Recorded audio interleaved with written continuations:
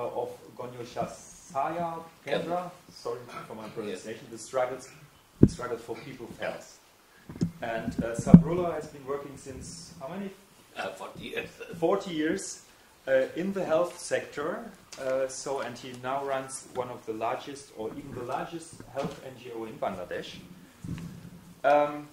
And he started actually as a medical doctor. And then, by doing this on the local level in the villages of Bangladesh, there were more and more fields coming to these fields of expertise, which he involved in his work. So there were educational issues, there were infrastructural issues. So the starting point was being a medical doctor in rural Bangladesh. So, and maybe here it's a good chance to see how this can evolve in 4 decades. Thank you very much for being here and looking forward for your presentation. I think I'll start with what Dr. Aram Ziai mentioned, productivity misunderstanding. There can be agricultural improvement, still the poverty is not been reduced. Same situation exists in other fields. If we consider court building doesn't guarantee you justice. The school building or university doesn't give you education. So is the hospital. It doesn't really guarantee the rational health care for the people. Maybe some health care before your death in the hospital, but on a nationwide, till now, all over the world, at least 25% of the population do not have opportunity to see a doctor and to get a rational, appropriate therapy. It's all over the third world countries. And sometimes bad prescription, bad treatment, irrational drugs, wrong drugs, it goes up to 75%. Even the case like in America and United States, or United Kingdom, the Britain, at least 10% of all hospital admission due to bad medicines, wrong medicines, adverse reaction of the medicines. So if it can happen in a country like America and Britain, so if we look into our system, you can imagine what is happening here. And if you can imagine 40 years back, in 1971,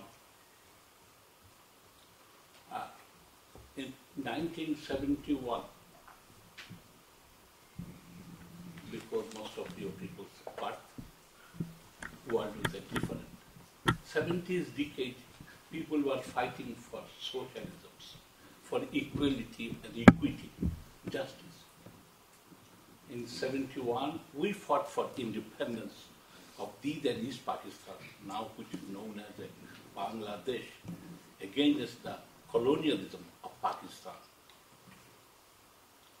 So, under this summary, but today, as I have shown you that inequality is still growing, unregulated finances made our life impossible. The global prosperity we are not enjoying.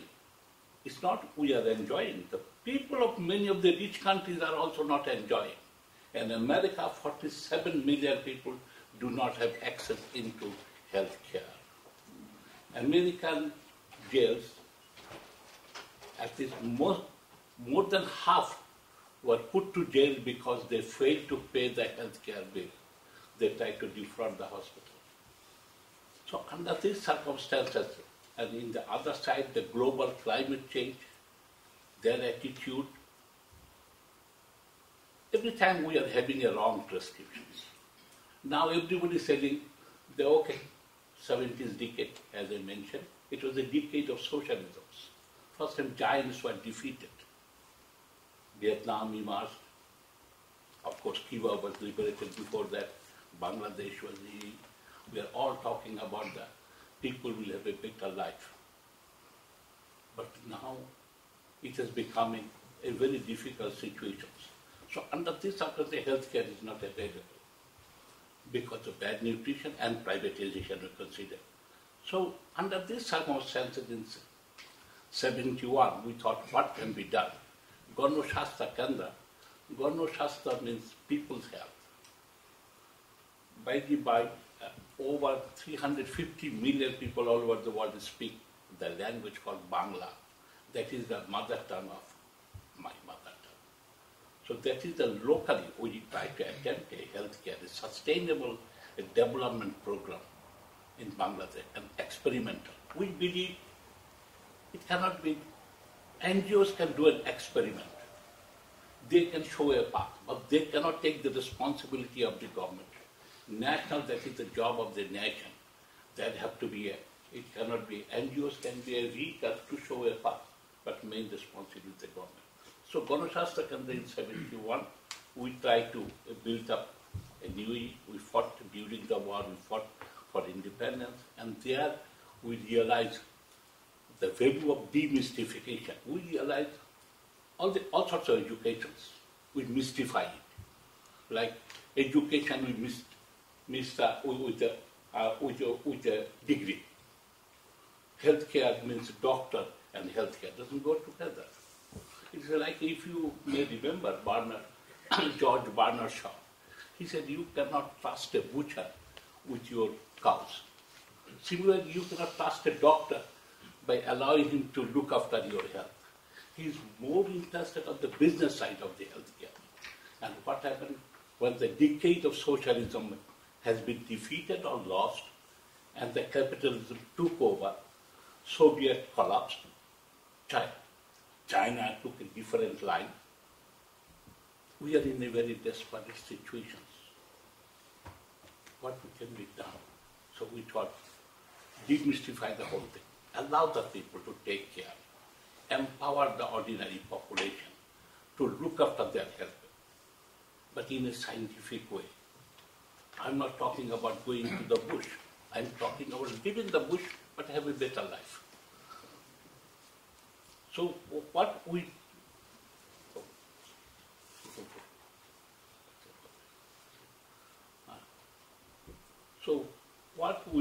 thought, train the young village girls to become the paramedic. But duration of education shortened it. You see, to mystify the whole thing, we have given a longer and longer duration. Medical, you go to a medical school after 12 or 13 years of schooling and college, then another 5 to 7 years, then another 5 to 7 years to become a surgeon, to become a cardiologist and other things. But if we look at it on the other way around, what are the important medical innovations and what in it? Most important medical innovation was a thermometer. Before, they used to look your temperature with the back of your ear. Our grandmother and other forefathers, they could understand you have got high temperature, something wrong is happening. Thermometer is simple mechanical tube came in, it gives you more accurate how much temperature body has raised. And then only doctors say it is due to an infection or inflammation or some wrong food. Then what is the second most important thing is the blood pressure machine, which is a doctor's tool. Blood pressure machine, anybody can handle a blood pressure machine. It's such a simple mechanism. So long you are not a deaf and you are not a blind. So if you pump this thing, put the machine in, you put the armband in your hand and pump it, there is it. When you hear the first sound, that is the first blood pressure, systolic we call it. Again, when it disappears, it's a diastolic. Practice is much more simple than talking about it. So why not we train everybody to do it? Then to see somebody child really crying with a earache, look into the tube. Is there a water or not? Is there a pus or not?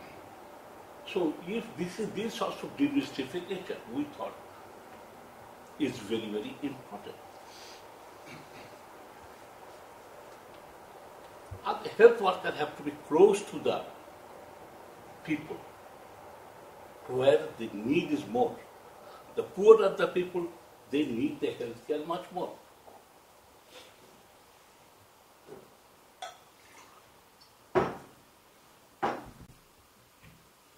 So they tell, go to the village, find out what is the problem, and give the treatment.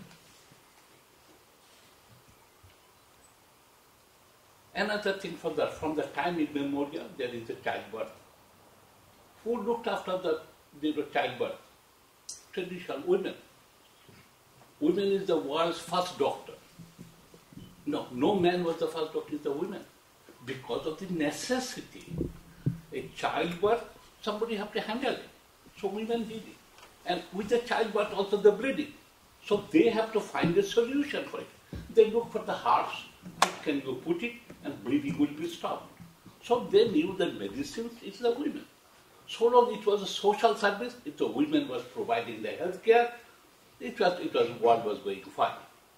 As the gradually men were really thinking that, that we should take over. And where the idea is becoming a business. As soon as healthcare turned into a business, men take it over. Not only that, as there are stages, they prepare the women to become doctors.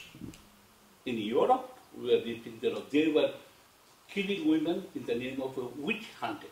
Witch are nobody, they are the traditional birth attendant. They eliminate the competitors. Well, you know that you don't, in capitalism you do not want any competitor. Though you will save the competition, basically they follow the monopoly cartel. So as a result, even you might remember, the first British women doctor, Mary Anderson, she went as a boy. Another one only discovered that the governor of Barbados, I don't remember on the death of the governor, they realized that their governor was a woman, and she was a doctor. So like that is the evolution of medical health care. So traditional birth attendant, they really hold in Bangladesh and most of the third world countries, childbirth, most of the, over 85% of the childbirth will be normal. This is the natural process. As the head is heavy, it will come out. So once the baby comes out, you cut the time, umbilical cord. So what is it? What is the magic in it? But as soon as the really medical profession realized there is a business in it, they said, no, traditional birth attendant is too dangerous. You cannot do that. They were more interested for the cesarean sections and all these sorts of things. But in Bangladesh, still today, is over 85% of all childbirth occurs at home and usually handled by a traditional birth attendant. But World Bank, WHO, they are not happy with it. They said, well, your maternal mortality is high because of the TBS. So there is the question, where these women died in maternal, most of them in the hospital. I said, what happened? Why they died in the hospital? Doctor was not available. He was busy in playing golf or playing gun somewhere else. He was not available. Or you couldn't pay him the money.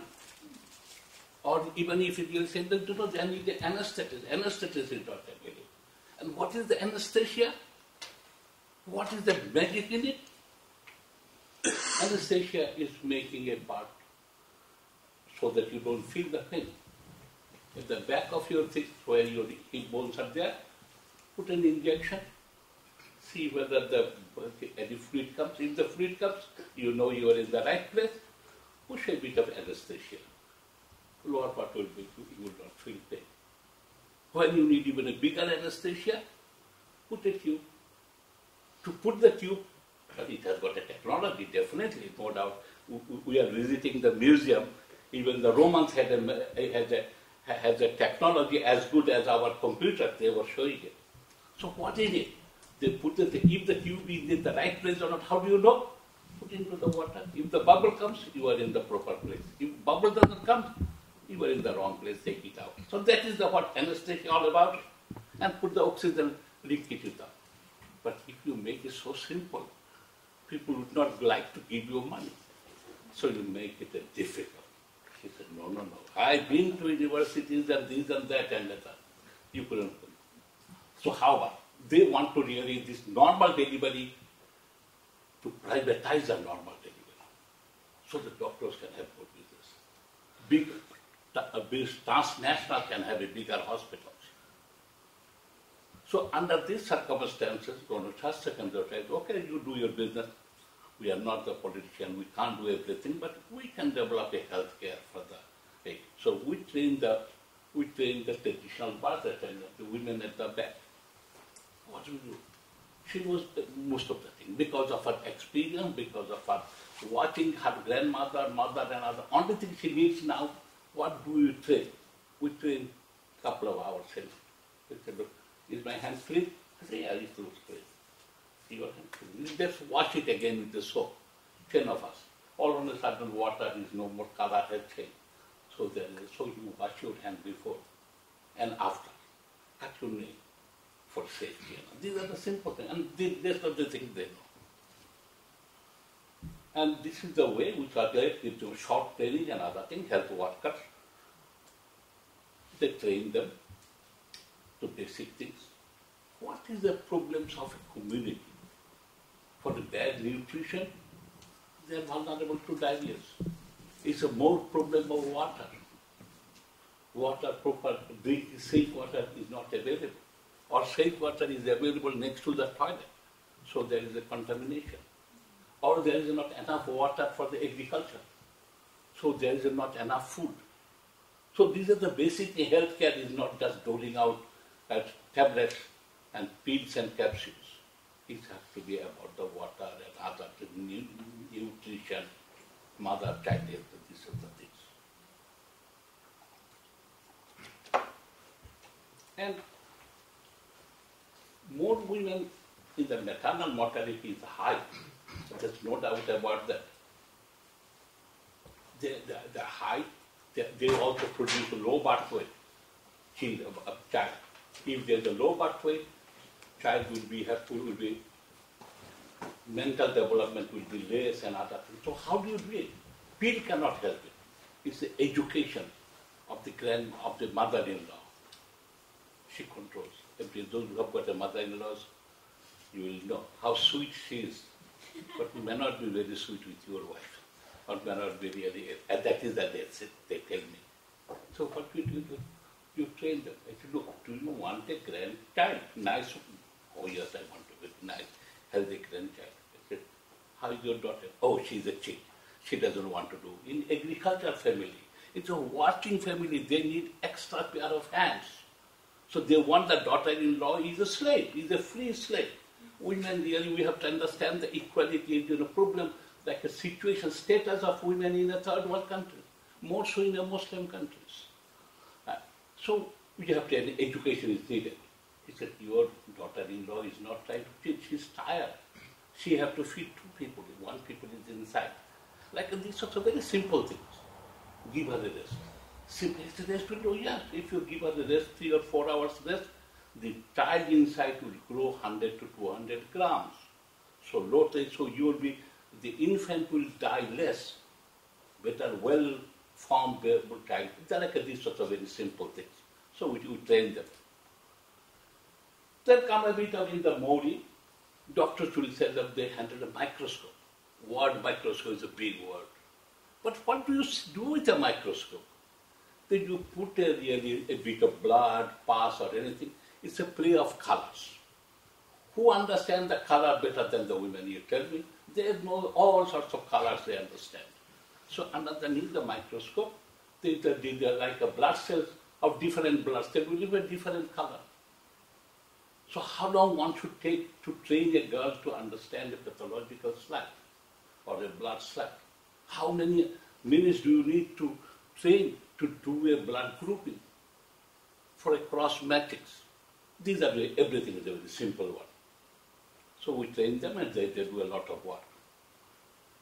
As now we have passed the years, we are doing sugary foods and whatnot, we lose our teeth and other, we also really. To see it, what is it? To pluck it, what is it? So girl, young girl, look into that. Well, you have got a problem, I take it out for you. So this is the really way we develop our health workers there.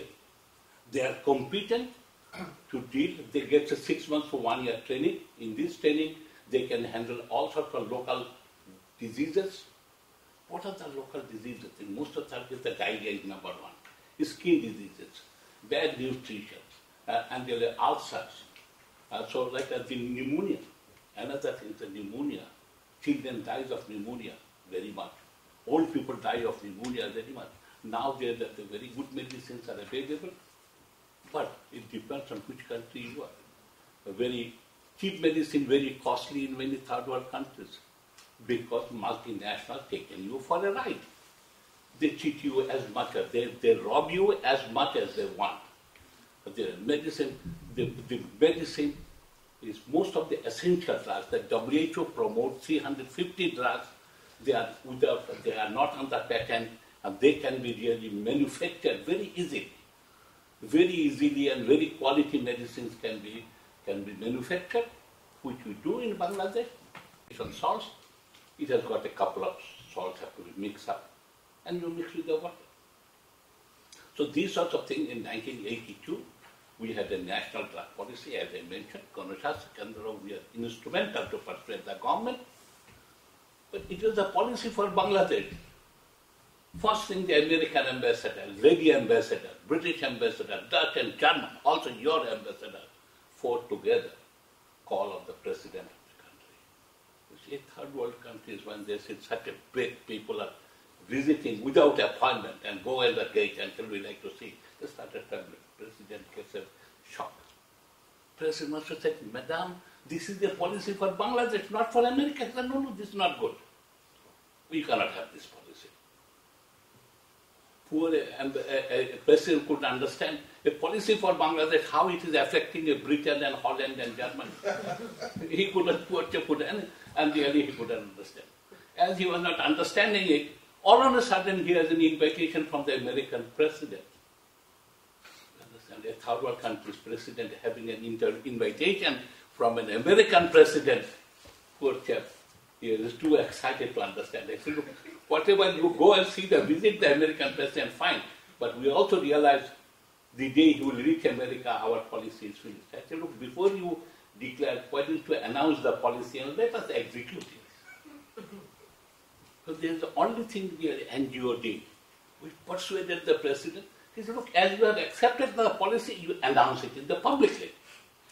And we are getting 1,700 drugs we found these are harmful, useless, unnecessary, dangerous. So you destroy it. If it is harmful, why should you remark it? American drug companies are so clever. They said, okay, if it is bad for you, we'll take it and we are going to export it to another country. What?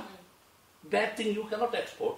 If it is bad for me, it's bad for Jonathan or Leslie as well. No, you can't. You have to destroy it here. You destroy it here. So that created the approach. So really, however, our policy gave us a tremendous dividend. Price of the drug came out of Rome. It will become a 1/3. Despite our money, Taka was losing her value, still price did not go up. We started locally. But today, Bangladesh is one LDC country who produces over 95% of the total needs locally because of a simple policy. There is no high technology in it. We are also really. But now, as the really multinational companies, they are realizing these things they are putting in the name of patent, in the all sorts of things, really trips. So all this, that is a different story. So really, that is the really, our health workers, we have the really basic drugs easily available, like some injections, some tablets and other things. But more is the education. Every disease doesn't need a drug. You see, like community is now getting a high blood pressure. So for the really blood pressure, you look at it, it's so simple a method. Anybody you can learn. If you do not know, in half an hour, everybody can learn really to take the blood pressure. If you have got a high blood pressure, what do? You see, this is an interesting disease. Rich people get hypertension, poor people also get hypertension. Rich people get hypertension because with their huge money, every day they think how they are going to exploit you more and more, how they are going to maximize the profit, how they are going to make more money. So that's why they are getting hypertension, high blood pressure. Doctors would like to call you not high blood pressure, it's a hypertension. They call you as the operating theater, not the operating room. So the diseases are also really clever. They will like that. You cannot read the doctor's handwriting. It's not that they all have it. They will write it in such a way, illegible, so you cannot read it. So you cannot catch their mistakes. And so why the poor people getting it? Because they are not getting the food. How they are going to run the family tomorrow? Anxiety and other things. So that is why there are two groups, though two different classes, they are getting the same disease. But then fortunately, treatment of hypertension is very simple. You need a thiazide. This is an old medicine, but still any textbook, if you want to really check into go and entirely, even in the 2012, there's a ministry of treatment of high blood pressure is a thiazide. It's a diuretic. That means it makes you to pass your water out. How much it costs? It is 50 paisa. 50 paisa. It is 50 paisa. It was not even 20 cents. No, sorry, I made that mistake. It is our 80 takas make $1. So 50 paisa means 160th. So it is so cheap a drug. But only thing somebody have to check your blood pressure time to time. Similarly, diabetes. Now really is coming, non-communicable disease, diabetes. It's so cheap. You take it and if you have high sugar, you want like this sort of thing. So we train them and we care the children. Pregnant women get some of the diseases of pregnancy. It's also easy to check. If you check their urine, if there is a protein, how do you know protein? It will be clotted. So if you really hit it in a tube, urine of a pregnant woman, if it is clotted, you know that she is getting a danger. Toxemia of pregnancy. She needs more rest or give one injection. Very simple, really. So, so in a village, we are really in the Bangladesh, 1.5 million rural population which provide health care, total health care. And we say, look, if you are a poor people, you have to give me a small 5 taka, 10 taka 1 year for the whole family. You don't need to pay me anything because it's a social, class-based insurance system we run. But if you are rich, you have to pay much more, and also you have to pay for the medicine, and also for the other health and other things. So it's a cross subsidy. We can recover 50% of the total expenditure of the health care. We can recover through our health insurance system. And the remaining 50% is we are dependent on charity.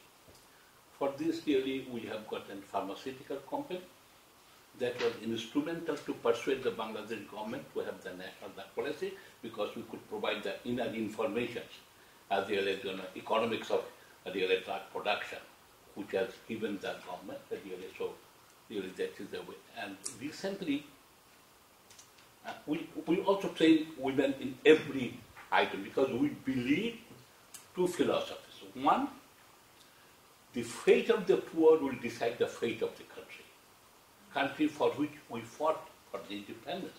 If the people do not get a better life, better education, then what is the use of independence? Justice and other. So for this, you need better education. Education, not the university education, is skill development. So we say, look, as it's the Muslim country, let the women come out in the faith. Train them as a boiler operator. Without a boiler operator, you cannot run industry. So it will be respectful. So the people, managers have to be a bit nicer. To make the women as a professional driver. So like a professional driver, so you have to be there. You will be earning will also more. So we train Gonoshasthaya Kendra also not only the healthcare, we also have run the vocational training center for the rural women. In any trade you mention, we do it. We have been trained for that, but it is not very easy. You see, to train somebody, women to become a boiler operation is very simple to train them. But the problem is, we are men are very clever. As you know, we are very clever. We want to enjoy the fruit without working. And you can answer, but you have to sit for an exam. And with the British, even cleverer there. British wanted us to make the Indians and Englishmen, except in color, but in thoughts and in action. So we said, look, the law says, 10 minutes plenty time, I'll finish before that. Law said he should be examined to be a boiler operator. So when we trained the first women boiler operator, Jamila, I still remember her name, one Indian parliamentarian team came, they said, we have produced a prime minister, but we could not produce a female boiler operator. Bangladesh is the real champion. You are the head of us. So they said, no, I cannot take the exams. He said, we have to fight. And then we realized in Bangla, fortunately in our mother tongue Bangla, he or she, there is no word. It's the same word. It is a gender, unigender word. We fought and it took 2 years to get all this clearness. So you see, women, it's very easy to talk, as really Aram said, on paper, many things very easy. To become somebody as a driver, somebody as a boiler operator, the other struggle is much more. Why? Because these sorts of things gives the women really power. Empowerment comes with the skill development. You see, with the garments industry, definitely changed the face of Bangladesh, but it did not empower the women. It needs to who controls the main machine. So that's why this is you can see on that a big machine that's called boiler, and if you look at it, how tiny little woman she manages that big machine. So everybody has to be respectful to her. If she says, I'm not well today, manager said, don't you think you can do a few more hours of work? Because if she goes home, factory also go to sleep. Understand, if we want to really put the women in the right place, in the skill development, we consider, GK consider that skill development is, in the pharmaceutical company, they have been trained and they run all sorts of things. You see, every country have got its problem, especially if you have got a big neighbor. Our big neighbor is India. India helped us for our independence. But at that time, we did not realize what is the price we have to pay for it. You see, they control our almost 92% of the water comes through India. It's either from China or from Nepal, but through India. So India violating every norms. In the morning, UNESCO, they are showing how many world disregard. Our right to water has been denied by India.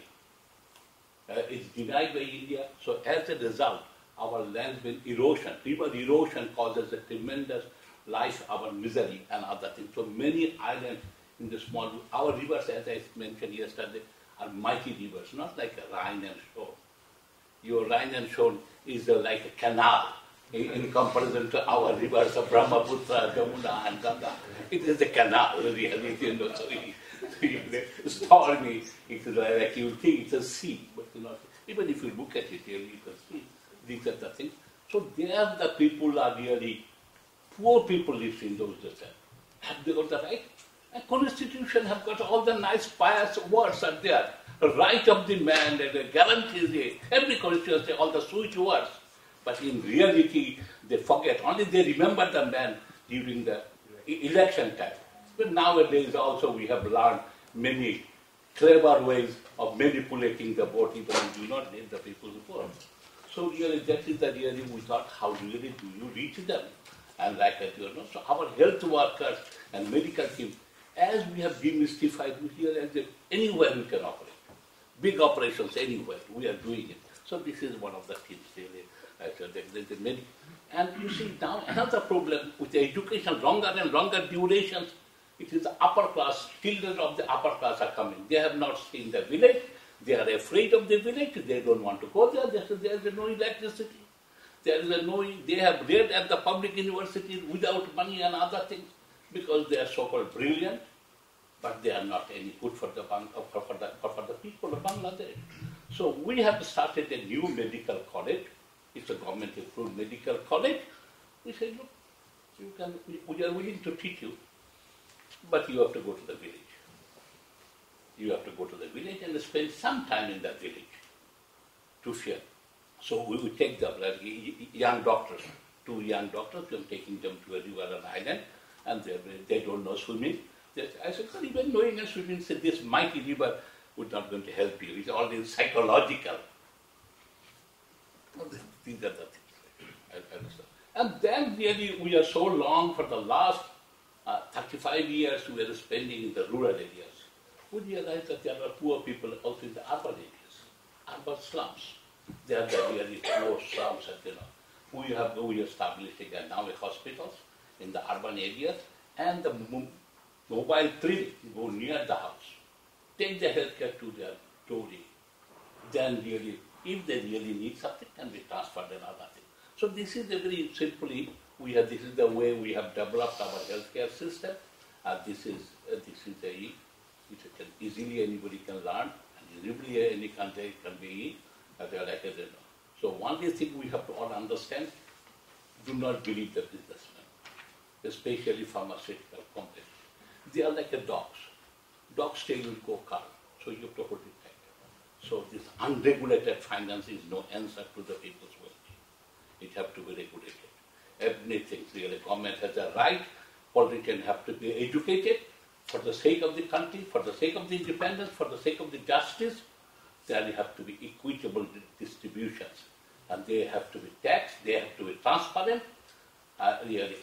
Now they are like a TIB, Transparency International. They are more interested about the transparency of our businessmen, not the foreign. These international companies, they are the really who is going to rob you, cheating you. So that is the thing. That is the struggle we are continuing for the last 40 years. We are doing it. And when we did the drug policy last 2 years, one minute I'll finish, they attempted on our life. Twice we have been attacked. Once I was almost going to die with my daughter, they attacked the car and other things. Factory was attacked and other things. But the people make us survive. So it continues, but at the same time, our struggle for a better health also continues. Thank you.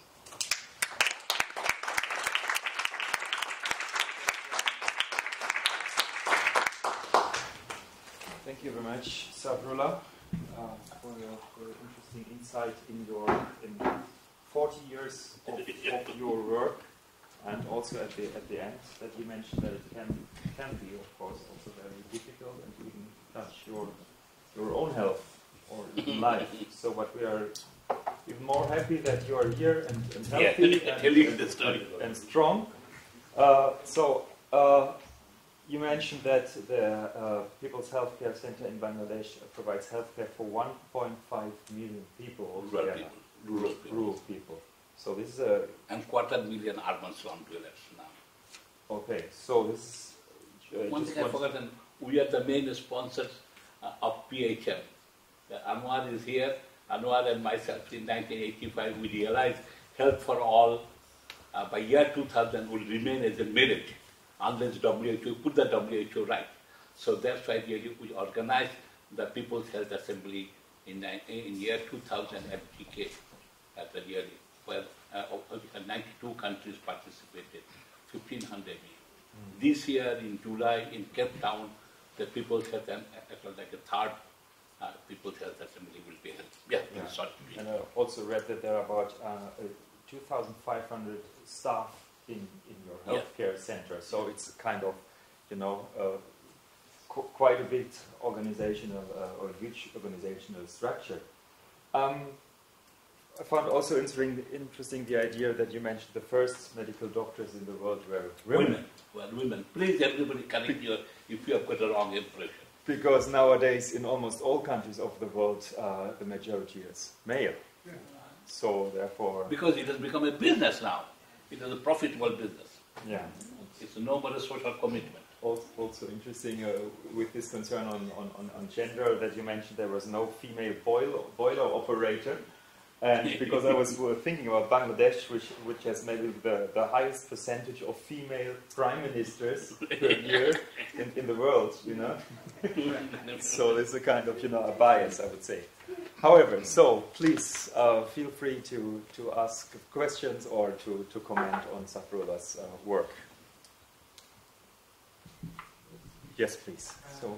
Thanks for the presentation. My name is Mahmoud Jarabat from Palestine. But I'm wondering, did you have international support, financial support, or you depend in local? We had international support. It's not like for our pharmaceutical factory. We had international support for our pharmaceutical factory. We also borrowed money from the. We realized it is a very interesting education for us. We thought really big businessmen, probably their parents. No, they are taking money from the people's money from the bank. So as soon as we realize that, why not we also apply? But at the same time, really, we also manipulate. Like here is, I think, Kamal, Dr. Kamal, he's here. He was a bureaucrat. He was a very senior bureaucrat. Sometimes they could be very useful. So at that time, one Mr. Hassan, he was a senior secretary. He said, yes, why can't you? You apply to the bank, industrial bank. So you got loan like any other business. Only thing, we have used the loan money for the proper good cause, not for the really buying cars and other houses and all this. So really locally we have been, but also really foreign. Initially we had. For the charity. Yes, there's also. Is that yeah, in the UN you have also cooperation with the UN organization? No, UN organization is for the private sector, to be honest, multinational. We say, look, don't interfere in us. Two things we tell the government and WHO. You are not going to help the people, common people. You are not for the common people, no matter what your charter says. So don't interrupt. Then we will be able to develop. It's the local people has donated us land. Gonoshasthaya Kendra, all over the country, many people write us a letter, I want to give you land, can you build a health center here? I said, look, okay, that's fine, but however the real building is more cost, what else? He said, we can raise some like a penny for you and this and that, local help. We are equally, our whole organization grew with the local help. Thirdly, as I mentioned, we had a health insurance system, with which we really, more than the 60% of our recurrent expenditure, it comes from the locality. The deficit, it comes from our health insurance and from the university. Nowadays, university is a good business. So when we realize private university is a good business, we have become also cleverer now. We said, why not we have also a private university? When Mr. Kamal Siddiq is last time before he is leave his government, they allow us to have a private university. We make some money in the private university. It's a rich people's daughter. Your father has cheated the country. Why not you pay us money? And we give a good education. And at least we'll try to make you a bit of patriot. Okay, thank you. There was one more. Thank you very much. I think this is a very good success story. Looking at the years, this has really gone by. But I'm just wondering, for every good success story, I mean, to what extent, why has this not been replicated beyond Bangladesh? I mean, because this is really a wonderful one, and I would have expected that at least it's replicated in another country. It's a very good question. See, to make the good example known, Ford Foundation will be interested? No. Rockefeller? No. International media? Not really, because we're the owner of those sorts of things. Our organization, whole thing we are talking about is the people's empowerment. A third one thing, that's why they will really, while we are providing, we are the largest health sector aid, they will talk somebody else who doesn't give anything, but they are more known. But because they will drink the vodka along with them, in the right place and right occasions. But we have not learned that techniques, and we think that's not needed. This is for Bangladesh. If you think it, you can take you in your country and other things. But for this, really, WHO and other. At the same time, we said that, they will take us as an expert, but in the right moment, they will not allow us to write the paper. Recently, I was an expert member of the NCDs, non-communicable disease, which UN had the aim. I said, what about mental health? Oh, no, don't talk about mental health. In Moscow, I said, that situation has gone long ago. You can talk mental health. No, you don't really, because it costs money. I said, look, let's have an economics on the of the blood pressure or diabetes. No, don't write it. I said, why not? Why not? I want to give the figure of Bangladesh. How much it costs to treat a diabetic patient. So to counter you, they are very clever. They will put the 6 member who will say yes, and you are 1 member who will say, look, what is this nonsense? So that is also global politics of healthcare. You all have to understand that.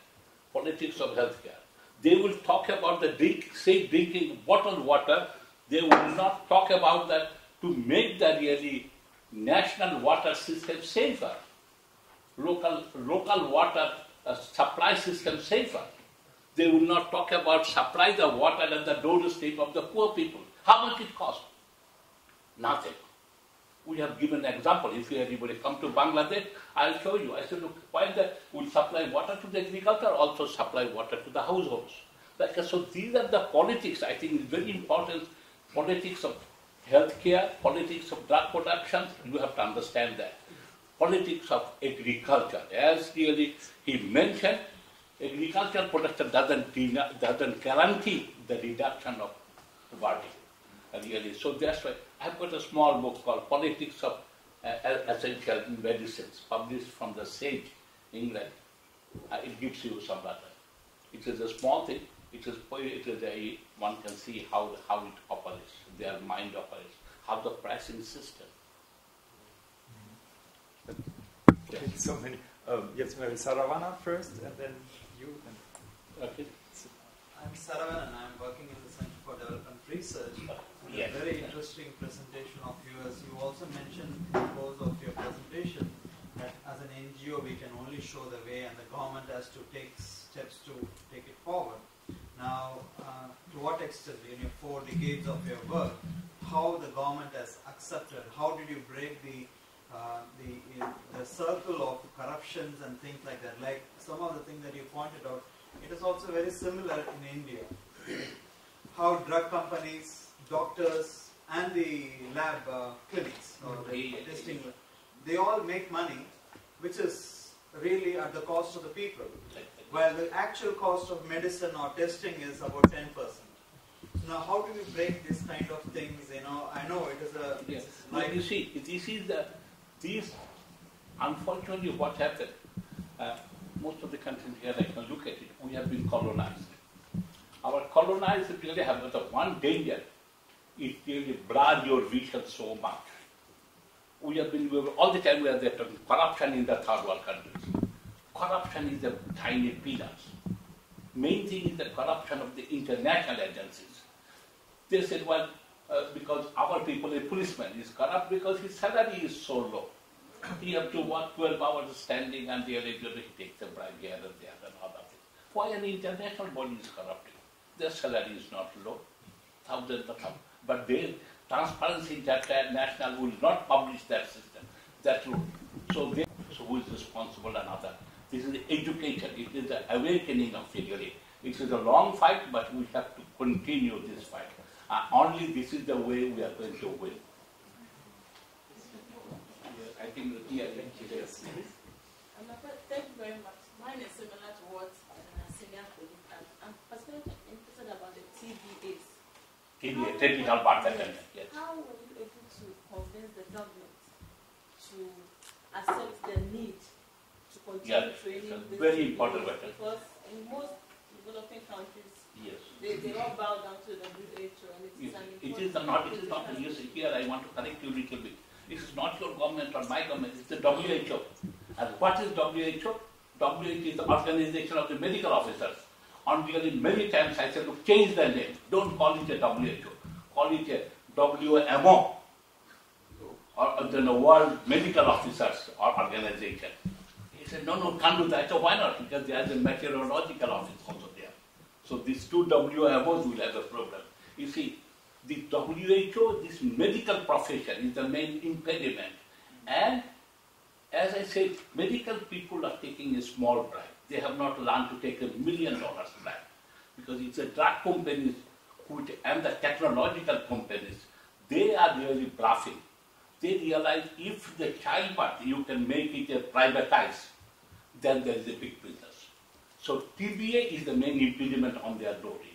But TBAs here in Bangladesh, we are allowing, we publicly, we write in our papers, we write and we declare this is the TBA has handled this birth and other things.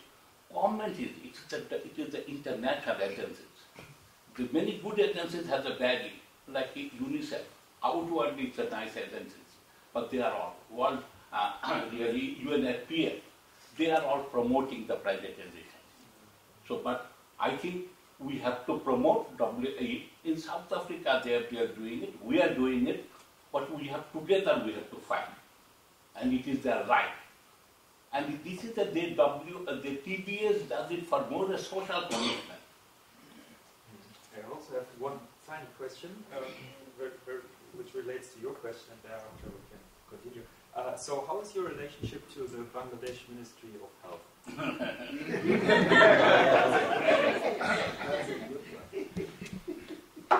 What do you expect? One on the television, I said, now recently drug prices is going up. So people ask me, why the price?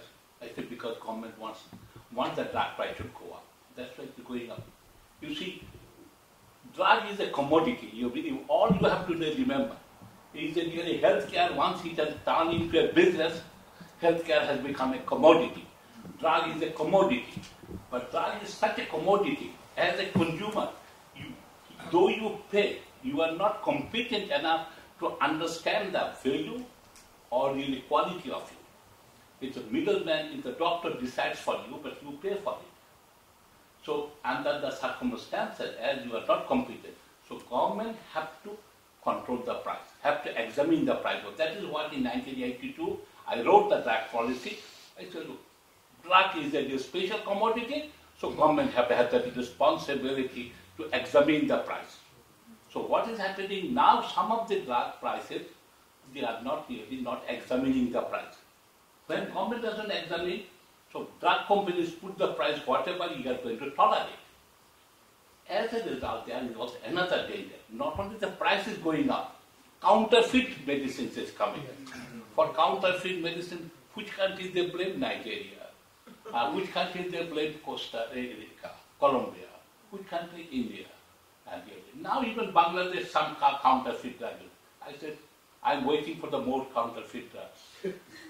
He said, what? I said, because counterfeit is an international economic monetary system of sharing the profit, of sharing the excessive profit. Counterfeit, what they do? They realize you are making too much money, so why not me? I'll copy it and I'll market it in your name. What is the wrong in it? So this is the counterfeit. This is the dangerous thing coming because of the greed of the multinational company, greed of the business people. So we have to control the price.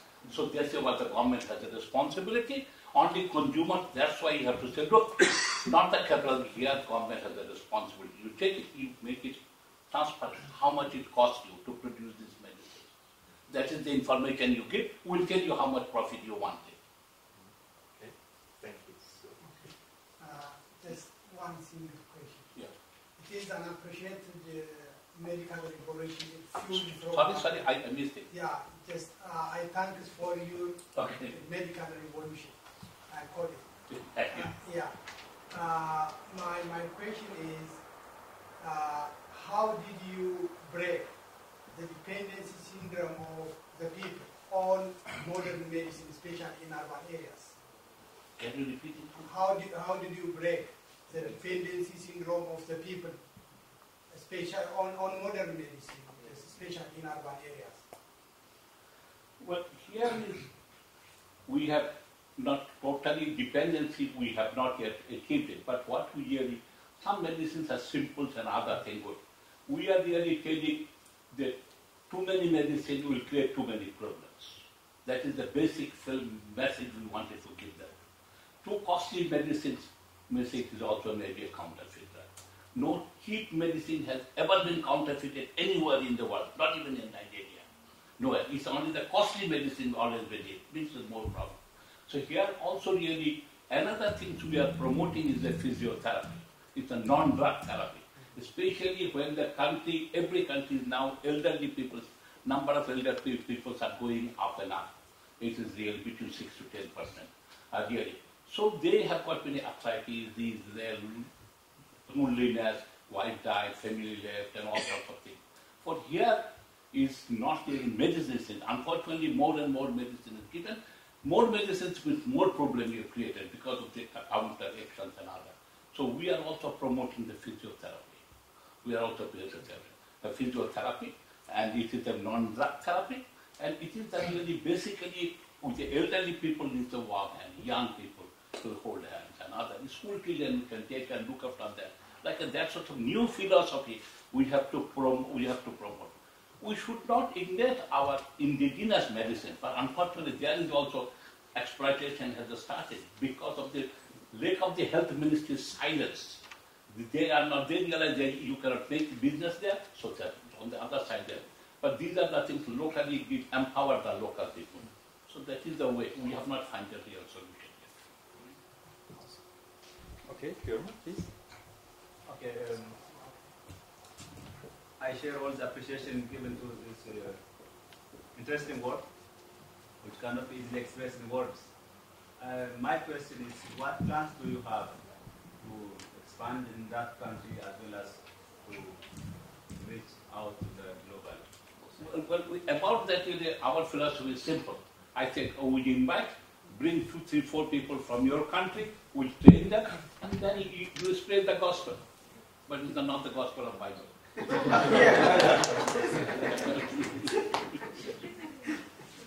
Okay, thank you, Gurma. And then Saravana.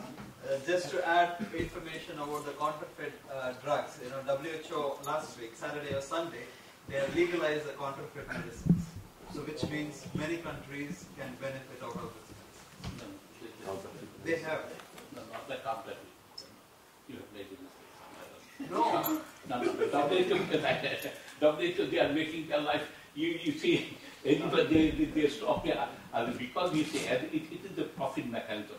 Now, like what is they are really what they have really hard drugs in some cases, like hashish, gaza, like these are these are basically some medical utilization, and you must know the British had an opium war against China. Opium war, you remember, some years people have come to the history and the opium war.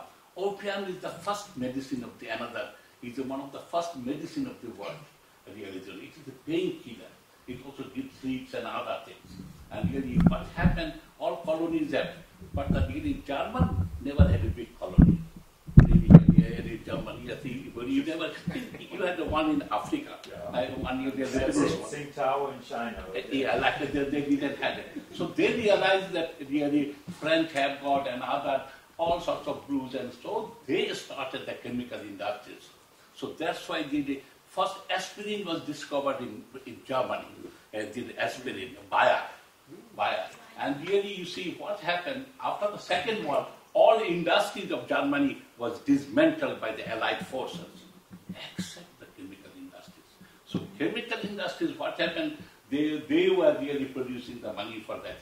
As a result, many bad drugs also came into Germany and other areas. But byDr, they occupy byDr. In America, they have taken over byDr.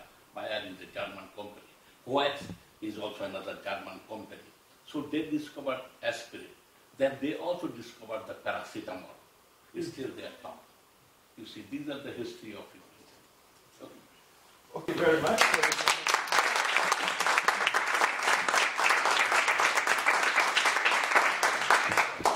So we'll have a break until 4:10.